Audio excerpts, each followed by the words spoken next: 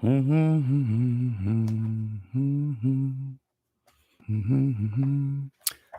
right, looks like we are live. Let's see if any people come through. So I'm doing this live stream because I had a podcast episode recording scheduled, but there were some technical difficulties since the person that I was going to record with lives in the mountains in Greece. He was unable to get a connection, so we'll have to reschedule that. Reschedule that probably for next week, and it was with Father Nikolaos Ludovikos, who is in Thessaloniki, Greece. He wrote the book that I've been reading, Analogical Identities, the Creation of the Christian Self, Beyond Spirituality and Mysticism in the Patristic Era, which was really looking to dig into with him, but we just had to reschedule that, which is not a big deal. So I wanted to come on, see if anybody wanted to have any question, like a QA, and I might read from this book that I've recently was just delivered, Lacanian Psychoanalysis and Eastern Orthodox Christian Anthropology and Dialogue. And it's something that is, really right up my wheelhouse. I don't know how many other people are really interested. I guess my subscriber base would be at the intersection of, psychoanalysis and Christianity, and specifically Eastern Orthodox Christianity. But I want to see if you guys can hear me. If anybody is in there, out there, whatever it is that the internet can be considered. Um, just let me know that you can hear me, or if the volume and the mic is working properly. It's interesting to think of what is the internet. Like there's this idea. I forgot the theorist's name. He wrote a book called Hyperobjects. Hyperobject is something that is um, so big, it exists ontologically, but it is so big that it can only be perceived partially. So, like climate change is a hyperobject, and I think the internet is a hyperobject. Like it's everywhere present. It's gigantic, everywhere present, and it is completely invisible for the most part. It operates in the background. Um, yeah, just a strange thing to think about. But if people come in here, I'll see if I can start reading from this book here. And I'm going to read from, let's see here, chapter. It's not a thick book, but it's packed. If you've read Lacan or have attempted to read Lacan, you see that is quite it's quite taxing, especially at the beginning, to enter into the logic there. But this book has several chapters. The one that I want to really get into here is the chapter 6, which we will hear in just a minute.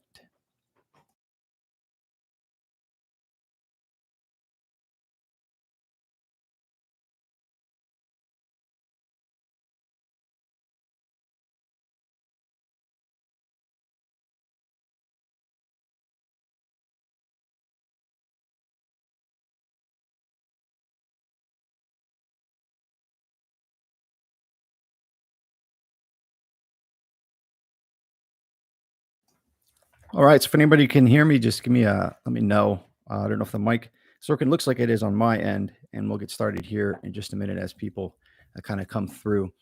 Got my son here who's not feeling well. Why don't you go lay down, bud? No? Stomach hurts? Yeah. I'm sorry. All right. So what I was saying is I'm going to read through chapter 6 of this book, Lacanian Psychoanalysis and Eastern Orthodox Christian Anthropology and Dialogue. It's just okay, good. Thank you for commenting there. And I'll get started here. And I guess when people roll in, and feel free to ask any questions. We can hit on any topics, that you're interested in. But this chapter and this book is entitled God in Analysis, and it's talking about some of the intersections of Lacanian psychoanalysis and Orthodox Christianity, which seem to be on the opposite ends of the intellect and spectrum, but they really aren't. And there's a lot of interesting kind of corollaries and resonances and even divergences that are fun to explore here. So in this section, God analysis is the two main concepts to understand, and these are the concepts that is used throughout the book to really look at Lacanian psychoanalysis through an orthodox lens, and those are the distinctions between energies, the energy and essence of the essence and energies of God versus and then the apophatic and cataphatic understandings of God as well, which from an orthodox perspective are looked at in terms of Lacanian psychoanalysis. So this chapter is again God and analysis. Feel free to again ask any questions or anything, and I'll try to define some terms as I come across them, and we'll go from there. So this chapter starts. Let's see here, Wildcat. Are you with the V or not? I don't know what that means. What do you mean the V? With the V. Oh, let's see here. All right. While cataphaticism and apophaticism of essence leads to the dead god of philosophy, the apophaticism of the person of the East maintains an avowal of the quote absence and unknowability of God.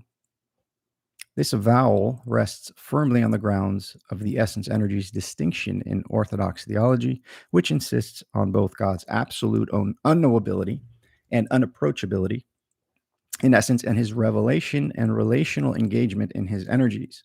So again, this energies essence distinction is important here. This is no small doctrinal dispute, as cataphaticism and apophaticism lead to such divergent approaches to God that Vladimir Lossky in 1978 confidently referred to, quote, two monotheisms. Viscin, V-I, I don't know what that is, man. Folk Nation, V-I-S-C-I-N. Yeah, let me know what that means. This is the unique position of the Orthodox Church as a Christian church that affirms both the incarnation and the mystical unknowing, more characteristic of Eastern religions, makes its relationship to psychoanalysis unique. Oh, am I with it? No, I am not actually. In what context? Like in general? I don't know what you mean. That's a hell of a topic. But am I, in that sense, under the effects of that procedure? I am not as of right now. How about you?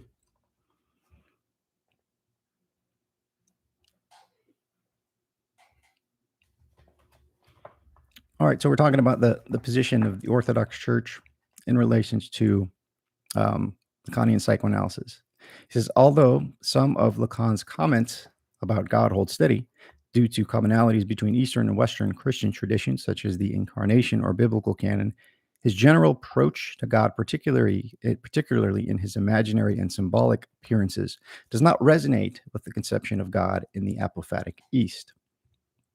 In considering an alternate approach to understanding the God of the Orthodox Church from a Lacanian perspective, the other jouissance of encore, Lacan, and the not all of femininity represent one approach, which will be discussed in chapter 7. However, a better starting point for approaching God is understood in orthodoxy arrived in Lacan's teaching 13 years prior in his seminar on the ethics of psychoanalysis. It is in this year of this seminar that Lacan developed his conception of das thing, or the thing.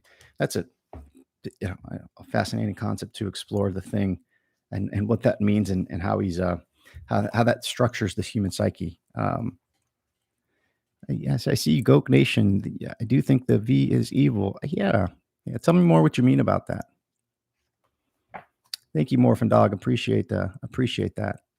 The evil in that context, it's just such a loaded term, and it really means nothing and everything to different people, right? If you say something is evil, like that particular procedure is evil, it's like, well, what do you mean? What do you specifically mean by evil? I think it's important to have a distinction there to kind of hash that out. All right. So the thing for Lacan is, quote, at the heart of a subjective world. The thing for Lacan is at the heart of the subjective world. It is that around which the universe of the subject's signifiers arranges itself in accordance with the pleasure principle. In presenting his conception of the thing, Lacan differentiated the object and the thing in the following way. Quote, an object, insofar as it is created as a created object, may fill the function that enables it not to avoid the thing as signifier, but to represent it. So that is, yeah. So ultimately, what Lacan and Zizek and popularizing Lacan's work, really at the bottom of human psychology, human subjectivity, in its essence, is a void, the nothingness, right? And then the manipulation and incorporation and expression of signifiers is a way to represent the absence that is at the center of human subjectivity.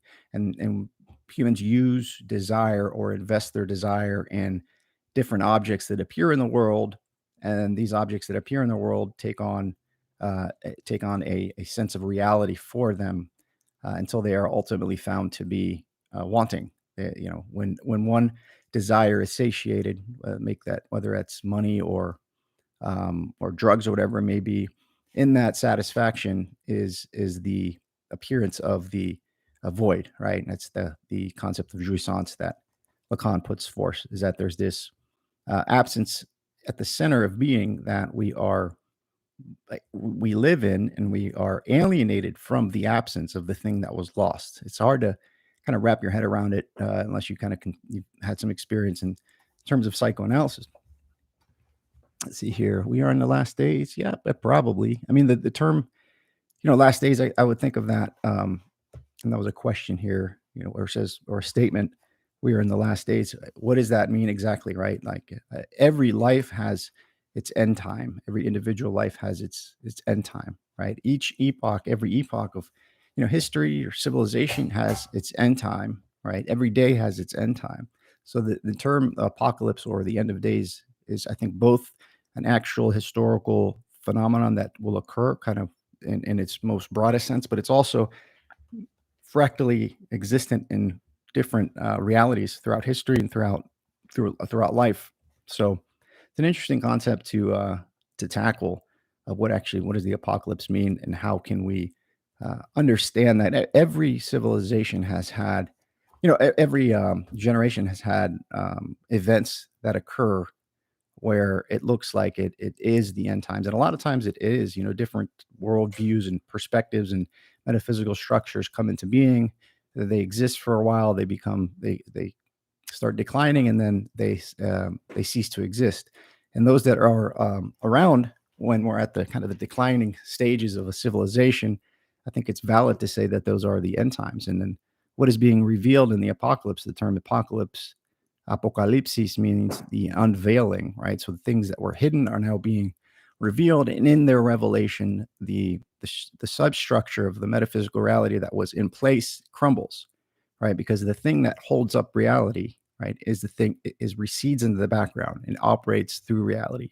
So at the end of the times, right, of that particular reality, the substructures are revealed, which they lose their function, and then the system disintegrates, and a new system is always built. And the term, I think we are definitely in a situation where we're in a liminal state between two worlds here. So yeah, I think, yeah, as the Bible says here. No, I mean very very much that in that sense, because I think the Bible is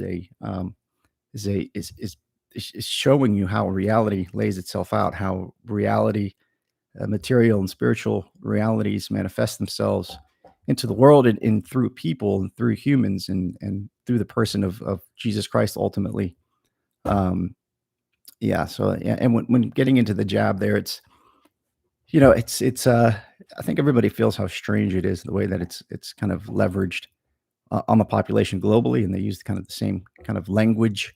It's hard not to question that. It's hard to be not skeptical or cynical, even for the most normie minded folk, I would say. Hold on one second.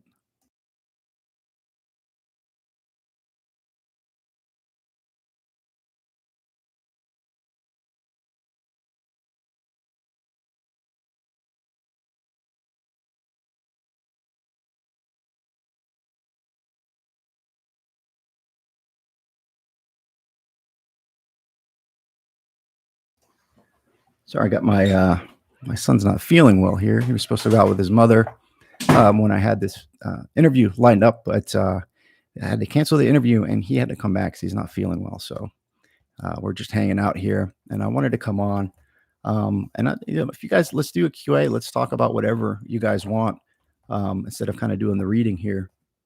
I just kind of feel weird when, I didn't plan on this, and I don't know if anybody's going to kind of pop up, and I'm not into just, or I'm not used to just speaking to myself about things.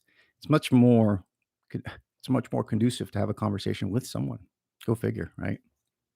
So we could talk about whatever. Apocalypse, it seems to be a lot of the books that I'm reading and a lot of the topics that have captured my interest of late have been in this apocalyptic register, right? And Bishop Barron released a video today about what is the apocalypse, right? And it was very interesting. It was a short video, like 13 minutes or whatnot. But the issue of the jab, it's something that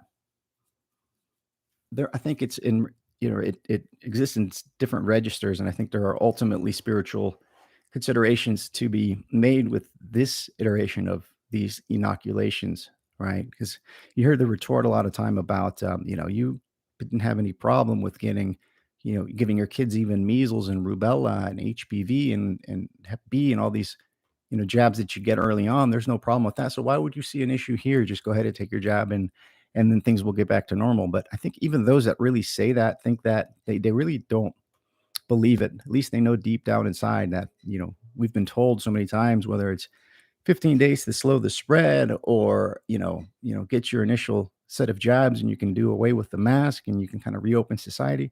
It's like, how long are you going to continue to buy that message that they're selling? I think it's clearly, there's clearly ulterior motives, and they're not hidden, that are going on here. I mean, you look what's expressed by the World Economic Forum with the whole Build Back Better, logic and the system that they're trying to put in place.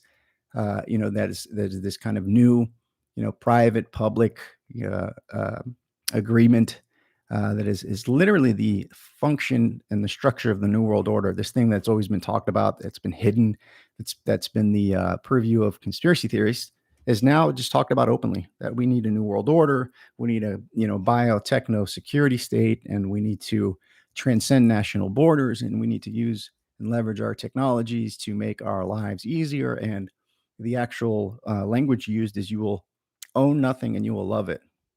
You will own nothing and you will love it. And the frightening part about it is the people that are putting forth these policies, these technocrats. It's one thing if they were just overtly malevolent and you could see that, they were being evil or they were, trying to cause harm. I think it's even harder to deal with people that are thinking that they're saving the world or they're doing right or they're, are fixing the world, right?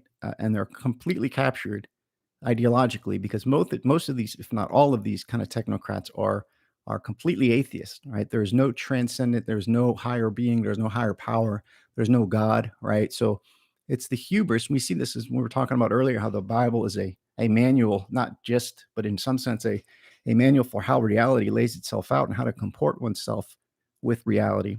And I think the first commandment, right? You shall have no God other than me, is really important to understand in terms of, in the second commandment, you shall not make idols. It's like, if you're not connected with and invested in the mysterious, God, right? God the Father, which it cannot be named, right? In the Tao, it says that the Tao which is named is not the eternal Tao. Once you name something, right? Once you bring it into existence, it essentially cannot be God in essence, right? And we can participate with God in his energies, right? But we cannot know God in his essence. We can know our friends, our families, our spouse in their energies, but we can't know them in their essences. And how do you know people by their energies? You know them by dialoguing with them, by having a relationship with them. You get an understanding of the quality of their being through relationship, right? But you can't know them in essence. So, bracket that off, and you have these people that are putting forth these technological, economic, and social systems globally, that they feel that they're doing the right thing. They feel that they're saving the world. So anybody that argues against that is someone that is, that is, reactionary or newer reactionary. But again, going back to biblical considerations, the hubris of human beings to build systems, totalizing systems, which leave no room for a remainder, that leave no room for a margin, necessarily collapse. And I think that's what we're. I think that's a good way to understand apocalypse is the final playing out of human hubris and the building of the gigantic, of the building of hyper objects without the consideration or the constraint that is there from God the Father, right? God the Father constrains the possible. And if you go outside of those constraints, it will necessarily lead to disintegration, right? But you can build wonderful worlds and relationships and environments, and civilizations technologically and so forth by understanding the constraints that are set on us, by God the Father, right? And we can understand them and participate in not only the constraints but in the gifts through His Son, uh, Jesus Christ, right? Who is the activity of the Father and the Holy Spirit, right, on the earth, right? God became man. The ultimate mystery, the Logos, manifested itself in flesh and blood and gave us a way forward to not only understand but to participate in really building the kingdom there. So let's see if I got more questions here.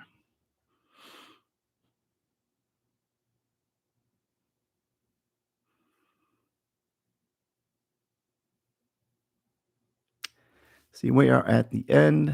The Bible tells us, whole time choose the vaccine. The whole time has killed. I do believe that we are in the last days, of course, each one of us, and I and church and against it. Yeah, it's almost relieving to see the manifestations of what's happening right now because it has been written, right. It's been in the Orthodox mindset and ethos that this would and is happening, right. So as frightening as it may be on the surface, it's actually the natural progression of the revelation of things to come, right.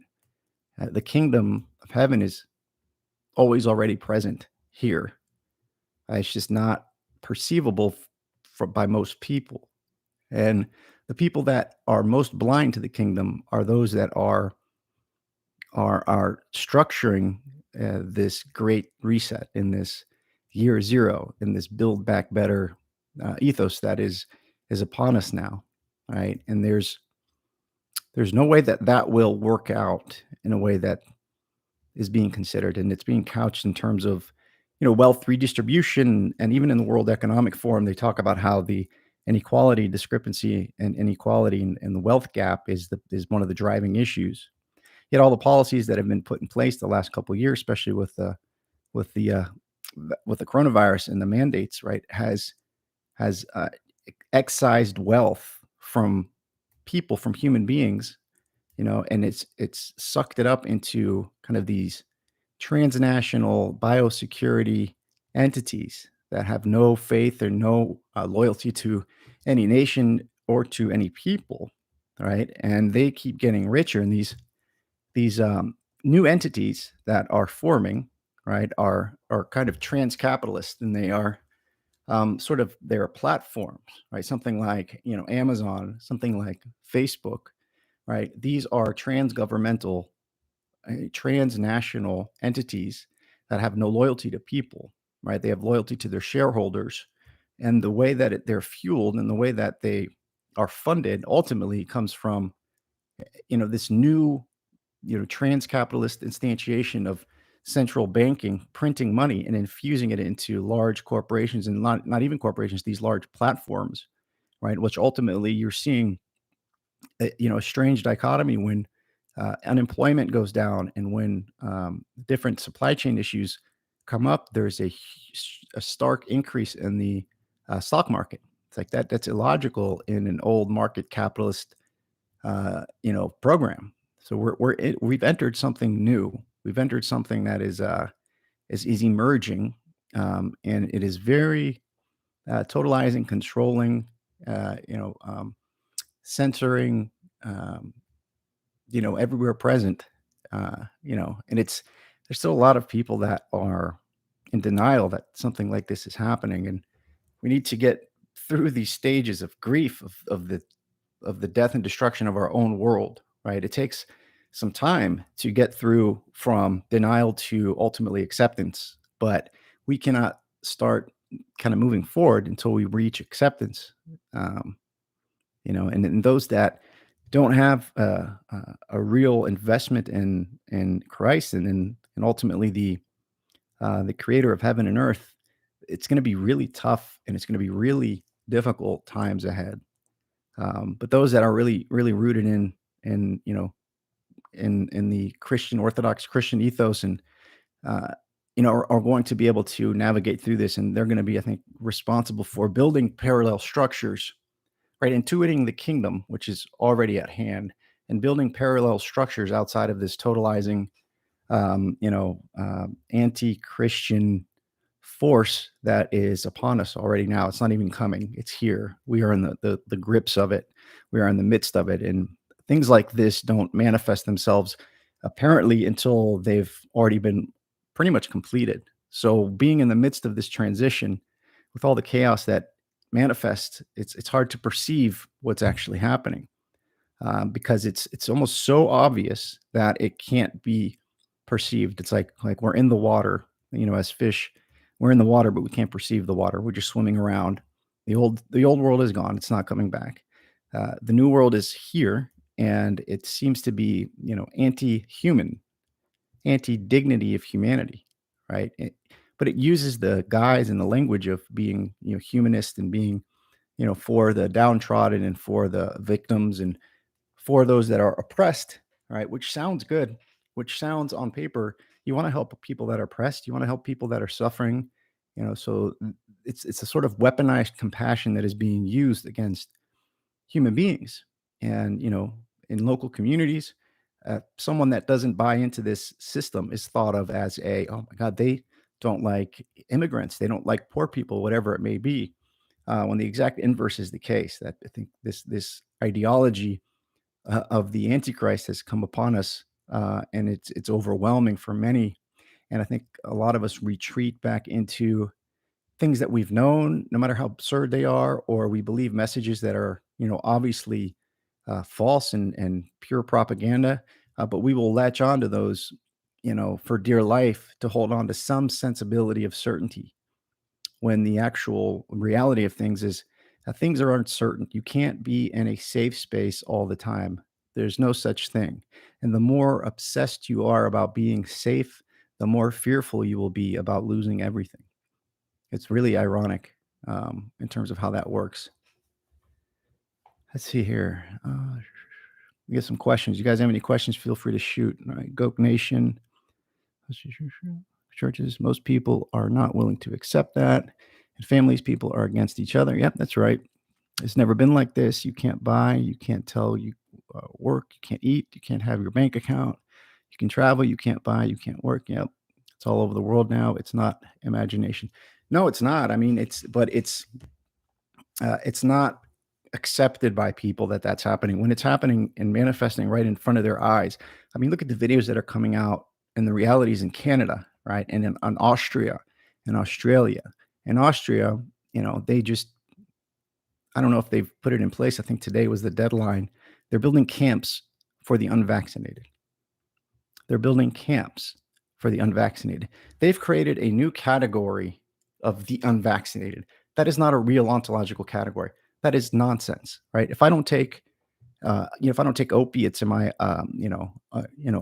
unopiated? It's like it's this negative category that is used obviously to be a scapegoat for, to be the scapegoat mechanism par excellence. Is this negative category that can be filled with propaganda to pit family members, community members, against each other, right? When the actual powers and principalities that are lording over us are, recede into the background, are very difficult to discern. So all this chaos is going to be leveraged and levied against your neighbor. So the solution there is don't let it happen to you, and don't give into it in your family. Don't let it these diabolical disintegrating forces are working through each individual psyche, or they're working through each individual family, and they're operating through each individual community and the communities as a whole. So if you have family members, this is something similar to happen in my case. You have family members that are really um, pro jab, so much so that they disinvite you or won't allow you to come to family gatherings that you would go to your entire life. You get disinvited to that, right? The impulse is to be resentful and to be like, "Oh my god, how could you do that?" And then, that increases the rift that's already there. But you have to look at what's happening. This is a ideology. These are powers and principalities whose vehicle for promulgating are human beings and human consciousness and human subjectivity. So this dividing force that is prevalent in the world right now, again, at each fractal and ontological level, it you just don't participate in it. Don't participate in it. That means don't participate in the positive and negative qualities of it. You have to be very subtle on how to fight this ideology, right? See here. I believe that we have to be honest to ourselves. Yeah, no, for sure. We have to play. We have to pray. We have to fast. Absolutely. How do I have to be ready to pray? I think pay. Are you saying pay or pray? Yeah, I think that's why, it's advantageous in times of chaos like these to have an understanding and a participation in the Orthodox ethos of participating in the sacraments and praying and fasting and doing these things are tools that have been given to us, because this is the way the world works. This is the way the world operates under the adversary. And being under the adversary, we have to use the tools that have been given to us um, to overcome and to invest our desire in Christ and share that love, that unconditional love, with our neighbors and our families, and that is what ultimately will be responsible for building the parallel structures. Is speaking truth no matter what, right? Is speaking truth and in the spirit of love in any situation, and don't censor yourself. Don't censor your speech. Don't say things that you know are not true, especially to win an argument. It's so easy to do. So yeah, really, really precarious times here. Um, let's see here. Tyler says, I live in Canada and can't attend divine liturgy unless I wear a mask, which I don't believe. Yeah, I'm sorry about that. That is terrible. I read this transcript from a conversation with Father Ioannis. He is I believe, a monk or a priest from in Greece, and he's not really well known. And he talks about that, if these churches that are mandating the jab or mandating masks continuously, right? Not just for a week at a time because there's an emergency or anything, but this is continues. So those are places where the Holy Spirit are dwelling. It's better to participate and pray and do that at home. And he gave a lot of instances of what you can do if the parish that you've been or the church that you've been attending has fallen into um, this kind of world, right? It's not even he intends that it's not you shouldn't go there, right? You shouldn't go there. You can participate authentically in the sacraments at home and stuff.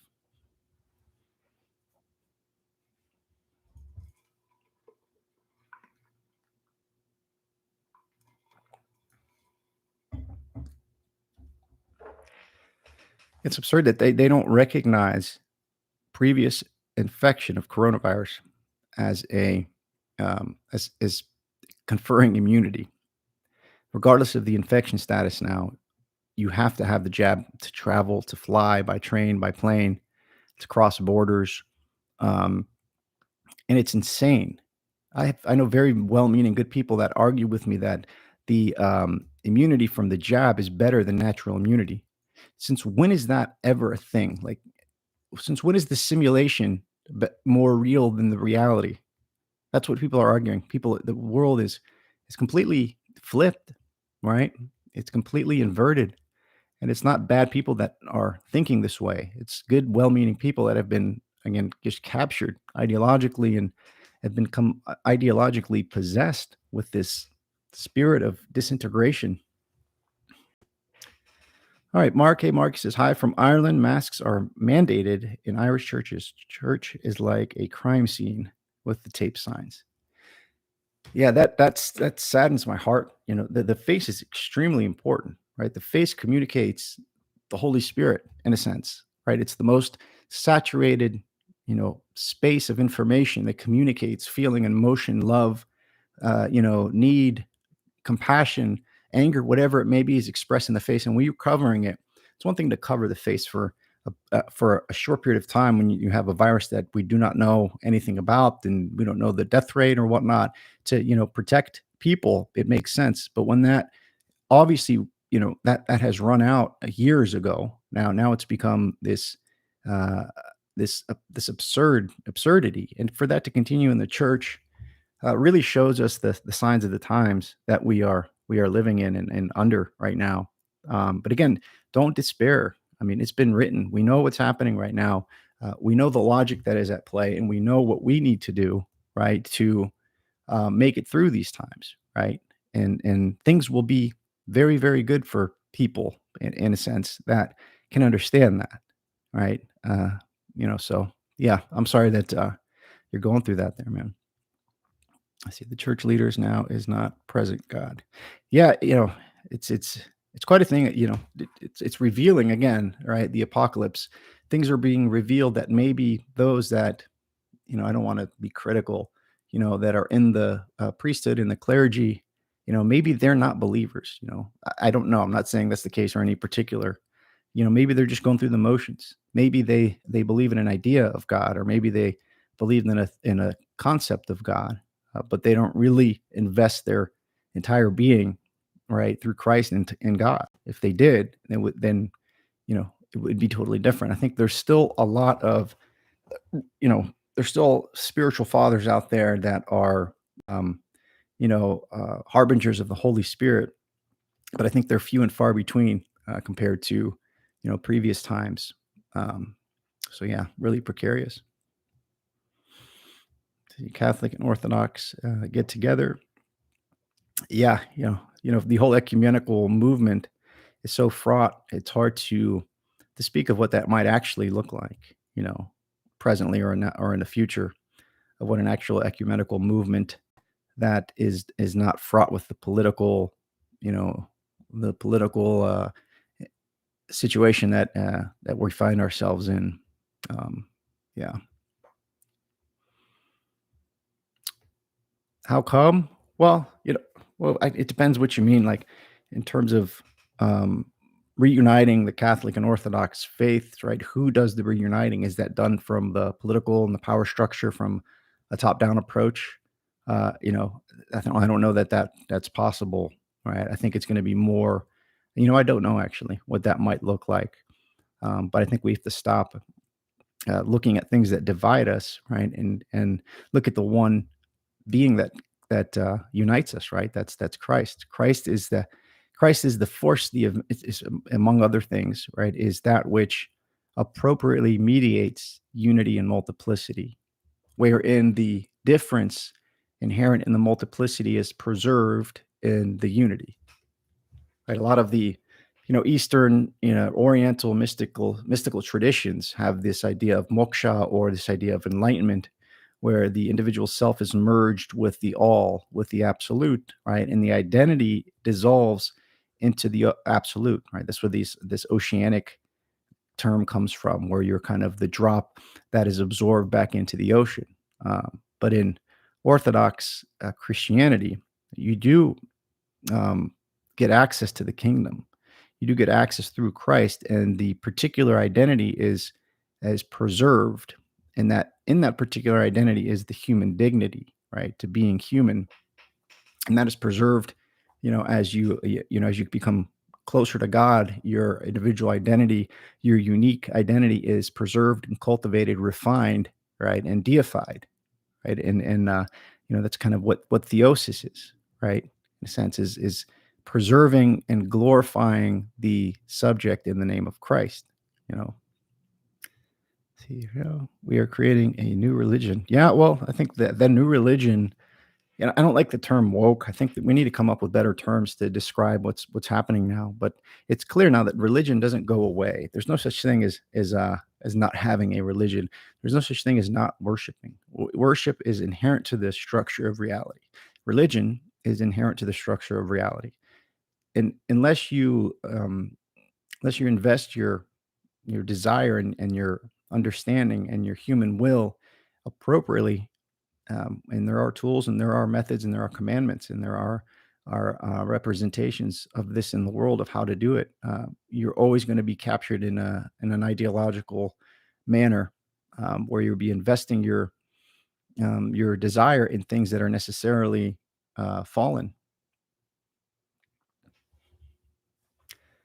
See here, this is not Ireland's first rodeo. We had penal laws before, when ruled by Protestant Britain and rock masses evolved, as well as Catholic hedge schools. The faith will survive.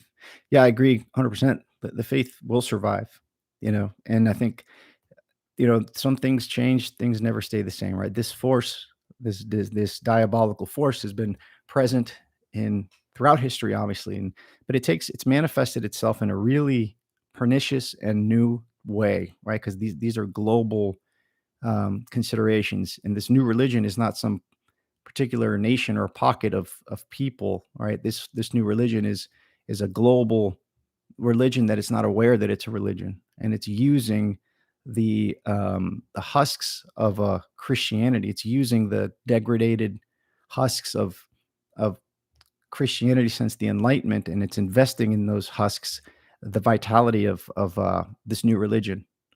It's quite literally Christianity without Christ.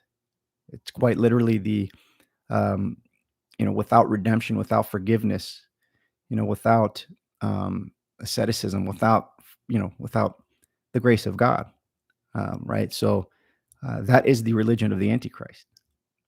That's the pattern that's playing out right now, and it's quite interesting to be alive right now, and to be experiencing this. But yeah, I wanted to. So I was supposed to do an interview here, that I had to reschedule because of technical difficulties. So I wanted to pop on a bit here and just chat with you guys a bit.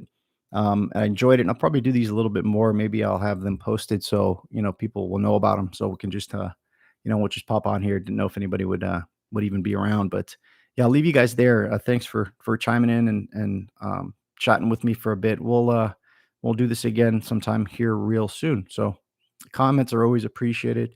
Appreciate you subscribing, and thanks for chatting with me. We'll talk soon. God bless.